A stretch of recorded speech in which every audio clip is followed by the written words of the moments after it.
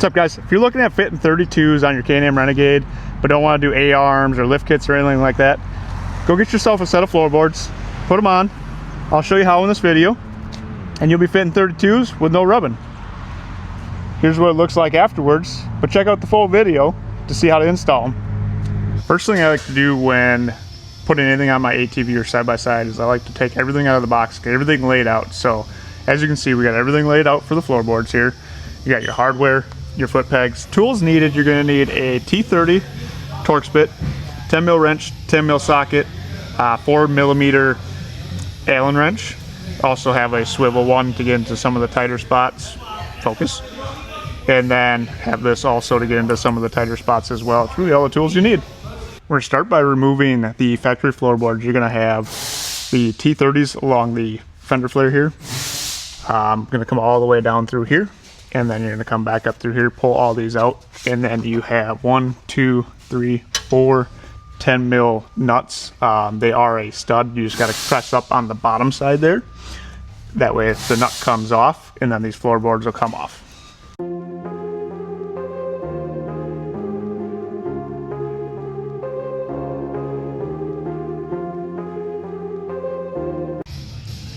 Now we're going to go ahead and mount the base plate. So you're going to take your plate, you're going to find the one that angles outwards. So this one's going to be the left side.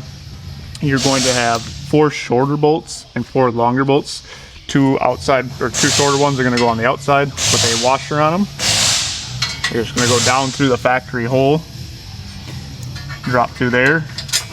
We're just going to put the nut on. We're not going to tighten it yet. We'll tighten everything at the end, get everything situated, mounted, and then we'll tighten everything at the end. That way you have room to move everything around. Now we're going to go ahead and get this back plate mounted. It's going to be the one with the SuperATV logo on it. This side's going to be a flat all the way around, and it's going to have 4 holes. The other side is going to only have 3 holes on the bottom. And then this is going to go up, and it's going to tuck behind on this side like this.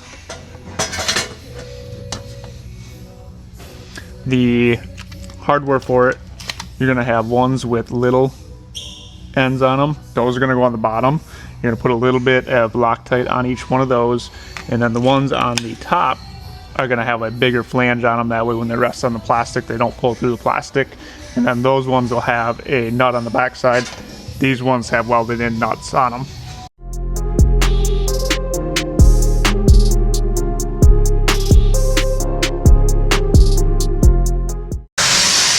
All right, we're gonna get the front plate put on.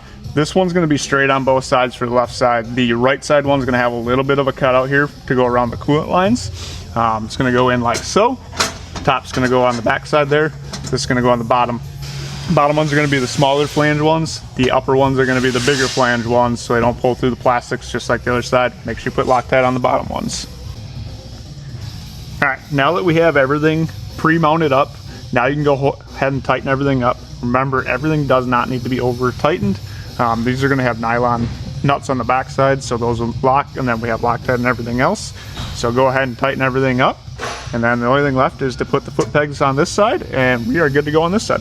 All right, so the only difference on the right side is going to be you're going to have 3 bolts on the bottom instead of the 4 bolts on this side, and then you're going to have this plate that's going to just be a kind of a protector plate on this side. It's going to pop in here. You're going to have 1 screw that goes down in the bottom, and then 2 with a bolt and a nut on the back side of them for those 2 there. All right, now we're gonna put the foot pegs on. You could put the factory ones back on if you wanted, but we find these ones to fit a little bit better and not be overly aggressive. You can put those on, and then you got the bigger flange nuts that are gonna go down through the top, down to the bottom. Put the nuts on the bottom and tighten them up.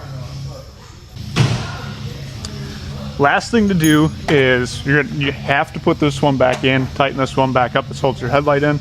I like to go through and take and put the ones that held the factory flares in and put the screws back in. That way it's just not an empty hole there. It's up to you guys whether you do that or not, but I just take the old hardware, put it back in there. That way there's no empty holes. All right, it's final look on what everything looks like. Got the foot pegs on, everything on. Like I said, we put these screws back in. That way it just has a more complete look and looks nice. Make sure you tighten these back into place after you take the fender flares off so your headlight doesn't flap around. But now you're ready to fit 32s on there. All right, guys, that's gonna wrap up this video on the floorboard install. Make sure to hit that subscribe button and hit that like button, as now with us having the Performance East YouTube channel, we're going to be doing more install videos on Can-Ams, Players, CF Motos, you name it. And we're going to be showing you guys how to do that to help you guys be able to do your own projects at home. Have a great day.